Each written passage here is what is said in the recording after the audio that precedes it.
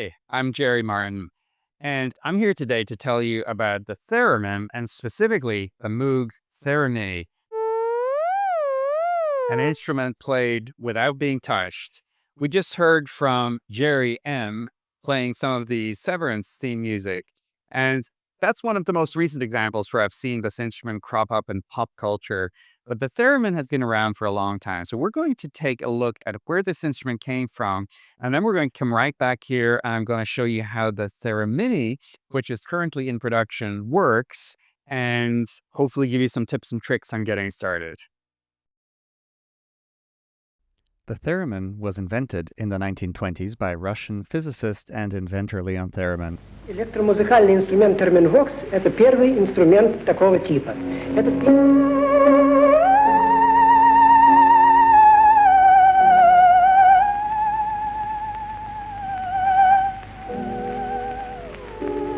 It operates on the principle of heterodyning oscillators. One oscillator generates a fixed frequency while the other varies as a function of changing capacitance, much like tuning a radio. When these two signals interact, they produce a third signal called the beat frequency, which we hear as a musical pitch. The theremin is built from relatively simple electronic circuit, and for decades, enthusiasts could even assemble them from kits at home. One such enthusiast was a young Bob Moog, whose fascination with the theremin would later inspire his development of the iconic Moog synthesizer. Among the great performers of the instrument was Clara Rockmore. Originally a violin prodigy, health issues cut her violin career short, but when she met Leon Theremin and encountered his instrument, she quickly became its foremost champion, shaping its expressive capabilities and helping refine its design.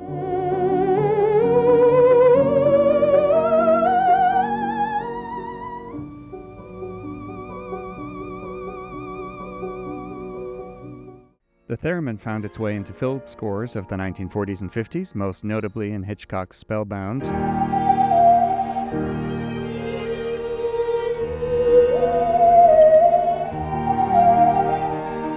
Today, the tradition continues through performers like Lydia Kavina, a descendant of Theremin's own cousin,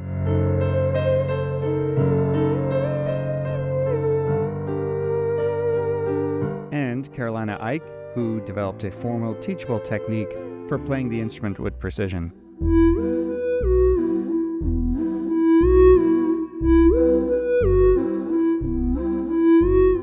Thanks to the internet and social media, the theremin is experiencing a bit of a renaissance. If you're curious to explore more, check out the links I've included in the description below. So let's take a quick look at how a modern theremin operates. As you can see, we have two antennas, the vertical one, which controls pitch, and the loop antenna, which controls volume. As we move closer to the pitch antenna, the pitch gets higher, and with the volume antenna, the further away, the louder it gets. The pitch field is circular around this antenna, operating mostly in the horizontal plane, and the loop antenna's field operates in the vertical plane. I think it's helpful to think about the pitch antenna as having a string between the antenna and the center of my body, and all of the pitches that I want to use are along that string. And that also helps me to approach it in more or less a linear path rather than necessarily from the sides.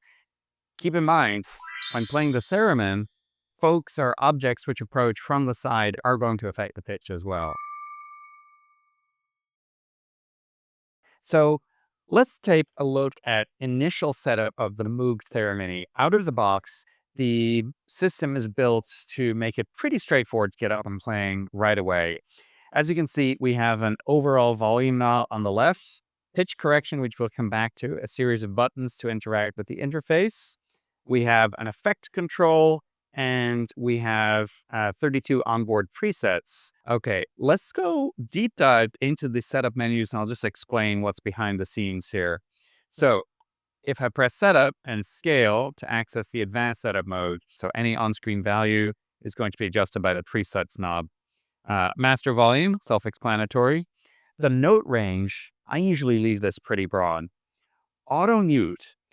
is a feature which, when turned on, we are far away from pitch, it will automatically mute. It may be useful in some settings to turn that on, but I generally find you can take your instrument cable and drake your instrument cable over the loop antenna. It will just stay there. Things are muted. I can take it off when I'm ready to play again. Next up, we have tuning. This is just for the onboard tuner. If you're interested in connecting your theremin to an analog synthesizer, it does have a single control voltage output which maps the pitch antenna. And MIDI continuous controls can be sent from both the pitch and the loop antenna. Just briefly, I'm going to hit the effect button, and we can see the settings here to adjust output from the pitch and volume loop. Finally, there's an advanced setup screen. I have my response set to fast. I turn my calibration wait time to 1 second between when I press a button and have to perform the calibration mode. Theremin mode is turned on, which I do recommend. And we have load from previous. We can adjust the display contrast. Note that a single click of the setup button switches the screen between displaying basic playing parameters and basic theremin setup. Now, we are going to return to this for fine-tuning, so a single click of the setup button switches between these modes. However, if I press and hold the setup button, this now gives me access to calibration settings. Let's go ahead and do the initial calibration. I'm going to press setup and root. Have the theremin situated where you're going to play it. Now, for demonstration purposes, I have it on a table here. However, it's probably best to have the theremin on a microphone stand so that you have space to work around it. So I'm going to press setup to begin. And the first thing it's going to ask me to do is step away from the theremin. It's going to generally calibrate its circuits with me not nearby. And then it's going to ask me to do a series of movements. My hand close to and far away from the pitch antenna, and likewise close to and far away from the volume antenna. I'm going to press setup. It says move 4 feet away. Now it says press setup and hold hand near pitch antenna. So we'll do that. And it says setup and far away from pitch antenna. Setup and hand near the volume antenna. Setup and hand far away from the volume antenna.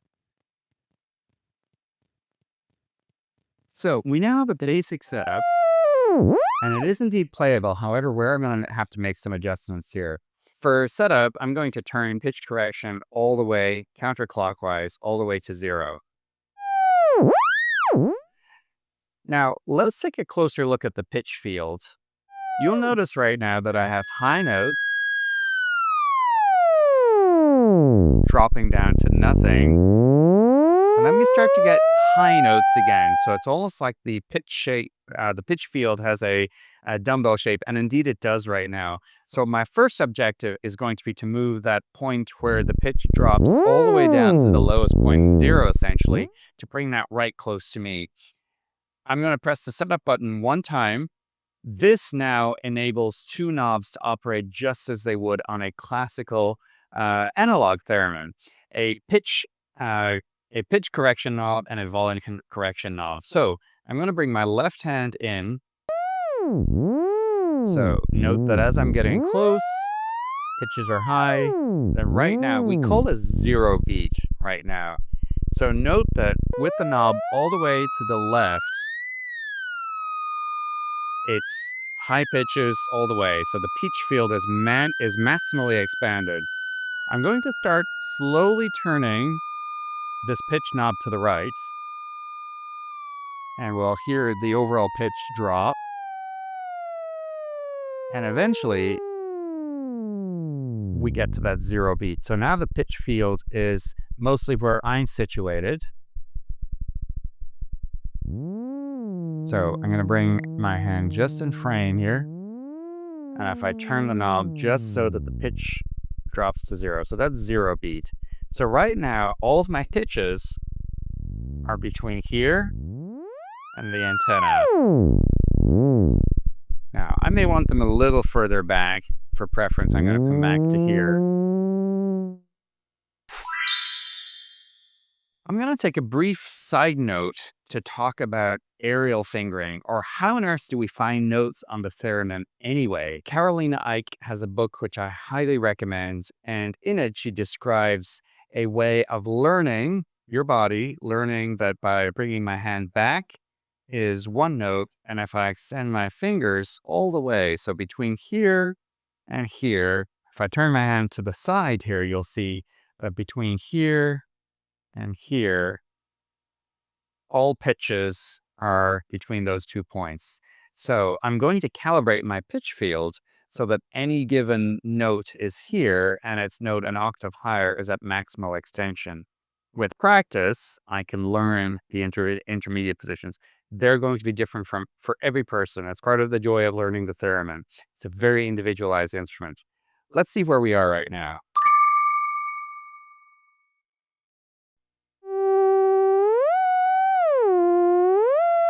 It's actually not bad. So what I do is I will just find one note and then I send. That's actually already about an octave. Now, if let's find that A again.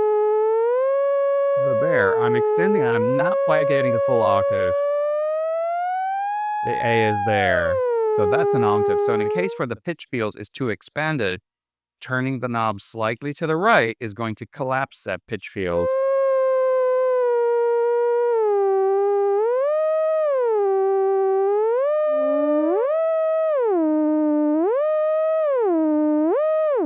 And once I've got my octave dialed in,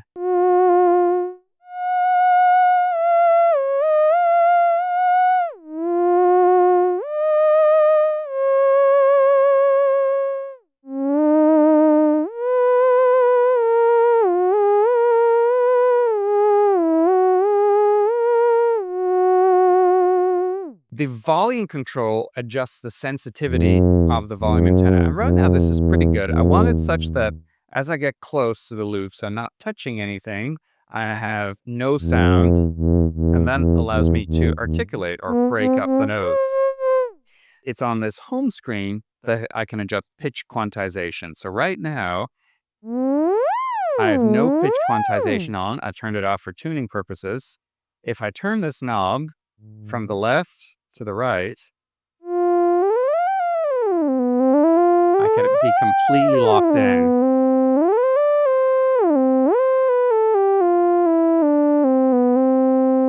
With no opportunity for vibrato. Turning it down a little bit, now I can do some vibrato. By hitting the scale button, I can change which scale the instrument is using. So for example, we could move to the minor blues scale.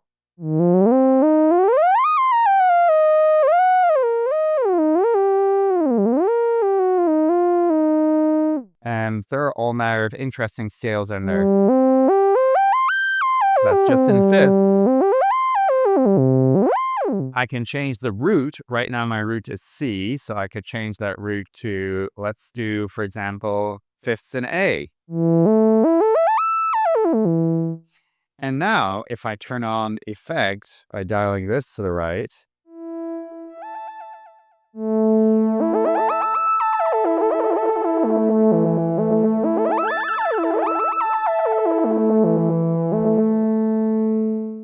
so straight away, this instrument is designed for accessibility.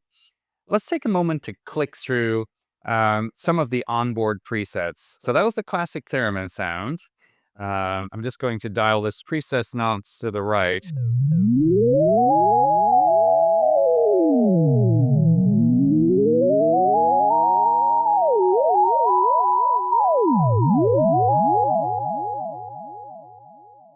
Moving along, here is all your bass.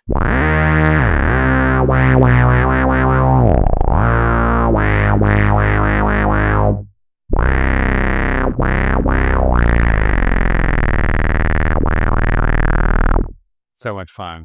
Here's a preset called Strange Stuff.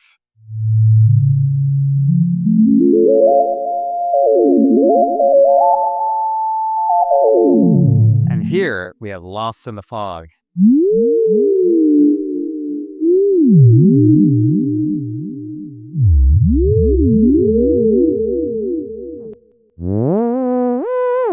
And we're back to classic theremin. Let's take a quick look at the Theremini editor. The Theremini editor is free software available for iPad, macOS, and Windows devices to allow you to edit some of these settings on board the Theremini. So let's take a look. The software provides a very familiar Moog interface. We have basic, advanced, and global settings, and all of these can be saved into any preset. So you can have a library defined on your computer of presets. This synchronize button synchronizes what's in the Theremini software with what's on board the Theremini. However, any adjustment we make in the Theremini software is reflected immediately in the device itself. So say, for example, we are currently in Theremin mode. I can immediately change the waveform to, for example, the triangle wave. I can adjust filter, I can adjust delay. Here is the hollow sound. I can easily create a new preset. So say, for example, maybe I don't use the super fat saw effect very much, and I'd like to replace that. From the library, I can drag new preset over to that slot. Yes, I do want to replace that with new preset. So right now it has some standard settings. The adjustment I primarily want to make here is, for example, let's use just a plain sine wave. So I'm just going to hit quick save, and that's going to store it into the memory of the Theremini. The Theremini software is a very user-friendly way to interact directly and set up your Theremini with presets that you can then store with you and take on the road. The last thing I wanted to show you, and the reason I have this Arturia controller sitting in front of me, is how the Theremini can be used as a MIDI controller to control other synthesizers. Here we are in Keybase. It's possible using MIDI CC Learn to adjust filter cutoff. I'm going to right-click Learn MIDI CC Automation.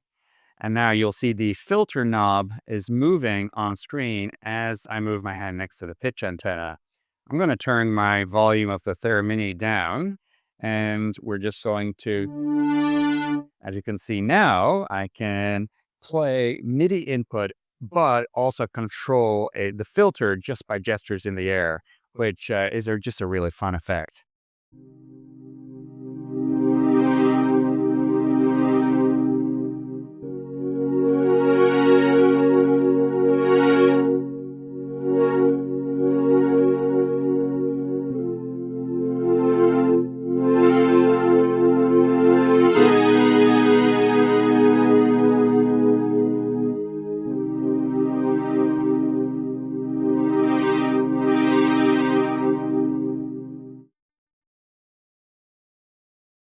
I hope you've enjoyed this brief overview of what the Moog Theremini can do.